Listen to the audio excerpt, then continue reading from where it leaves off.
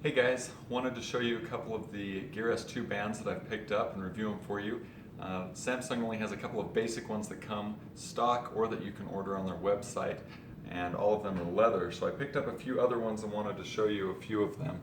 The first one I wanted to go over is this Milanese Band.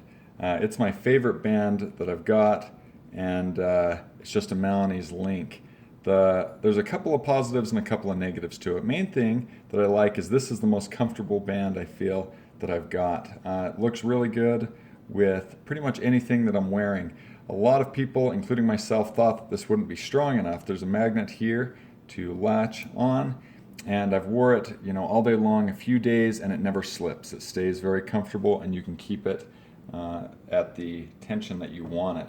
Now, the main problem with this band and other third-party bands that I've got are that the pins are not soldered into the actual ends.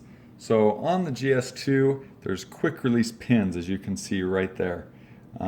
If you pull those pins back, that releases the connection. But as you can see here, these ones slide right out.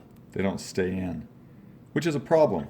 And it's like that on one other watch that I've got, and I noticed a lot of them have it like that online.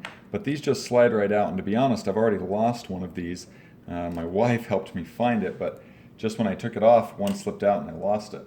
The next one, so this is what Samsung comes stock. This is what it comes with on the GS2 Classic, and these you can't really get wet. You wash your hands or anything like that, just day-to-day functions, and they get kind of gross. Haven't been that impressed with it. I mean, it is good leather quality and everything like that, but there's different and better options. But like with these pins are built in. You can't lose them. Very nice.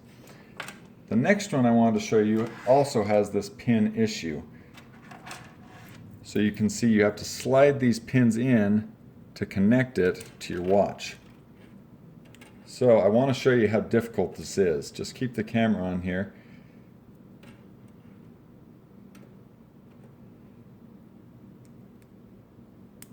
See, that was actually pretty good. It's taken me a few tries before to get it on because of how loose these are, and they tend to slide in and out when you're putting it on.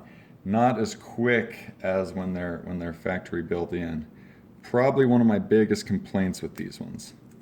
But anyways, there you go. There you have it. They do go on and they do stay. So this one is a Chainlink band. Now, this one looks really nice. I feel it looks really good, but like every other Chainlink band, this one comes with the same problem of when you wear this, it often will pinch the hair on my arm, and it hurts. This one's the one I've worn the least, although I feel it looks like one of the best.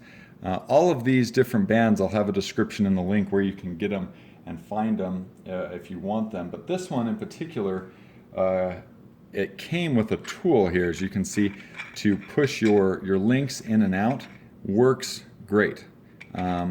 So you can see in this box here, this is what it came in. I've taken a couple links out. I have pretty big wrists, and it fit. So very nice, very helpful tool. There's arrows on here that show you which way to push it. I don't know if the camera's going to be able to see that, but there's some arrows right on the inside there. Touch that and see if it'll focus here. No, you're just not going to be able to see it. There we go. So there is some arrows just right here that tell you which way to push those out. If you push it the wrong way, you're gonna get the pin lodged in there. So make sure you're pushing it with the arrows, but you just sit it on there, twist it, pops out, works good. So fairly good band. I feel like this not being built in is my biggest complaint about it, but it does look nice. Wish that the pins would have come in black like my Milanese Band, but you can't see them anyways, so it's really not that big of a deal. The last one I have here is just a silicone band. Now, this one is built in. I wear this one the most out of all my bands because I do a lot of internet installing, a lot of cable work, and so I'm always working with my hands. And this one can get wet, and what I've noticed most about it is it's super rubbery. A lot of stretch to it, a lot of buoyancy, very elasticy. So it fits very comfortably. This one came in a bunch of different colors, but when the band's on, you can't see this back red, you can just see the beads glowing through. And this one feels really good. For those who are active, who want the classic look and not the GS2 Sport version, I feel this one looks the best and is the most practical, whereas these other ones are a little bit more dressy.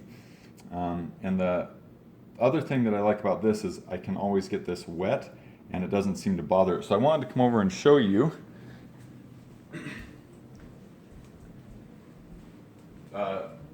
where this one can be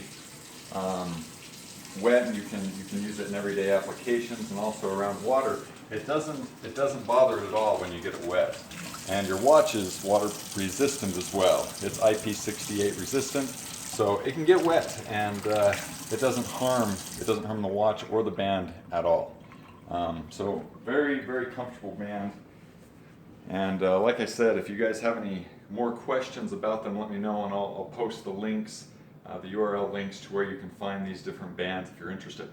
If you guys have any questions, let me know, and thanks for watching.